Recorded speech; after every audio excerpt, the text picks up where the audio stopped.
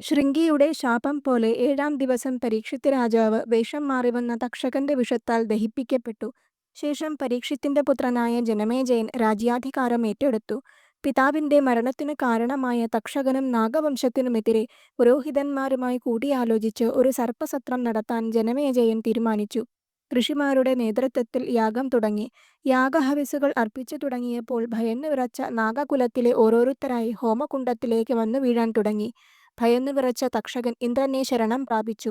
എന്നാൽ ആവാഹിക്കപ്പെട്ടുകൊണ്ടിരുന്ന വാസുകി സർപ്പങ്ങൾ ജനമേജയന്റെ സർപ്പയാഗത്തിൽ വീണു മരിക്കാൻ ഇടവരട്ടെ എന്ന അമ്മ കദ്രുവിന്റെ ശാപമോർത്തു. ഒപ്പം സഹോദരീപുത്രനായ ആസ്തികൻ സർപ്പയാഗത്തിൽ നിന്നും നാഗങ്ങളെ രക്ഷിക്കുമെന്ന ദേവന്മാരുടെ അനുഗ്രഹവും ഓർത്തു. ഉടൻ തന്നെ വാസുകിയുടെ സഹോദരി ജരത്കാരു മകനെ യാഗസ്ഥലത്തേക്ക് പറഞ്ഞയച്ചു. എന്നാൽ യാഗശാലയിലെ കാവൽക്കാർ ആസ്തികനെ കടത്തിവിടാൻ തയ്യാറായില്ല. ഉടൻ തന്നെ അദ്ദേഹം ജനമേജയനെ സ്തുതിക്കാൻ ആരംഭിച്ചു.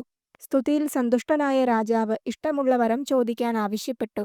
യാഗം ഉടനെ തന്നെ നിർത്തണമെന്ന വരം ആസ്തികൻ ചോദിച്ചുവെങ്കിലും രാജാവ് അതിന് കൂട്ടാക്കിയില്ല. ഒടുവിൽ പുരോഹിതന്മാരുടെ അഭിപ്രായം മാനിച്ച് യാഗം അവസാനിപ്പിച്ചു.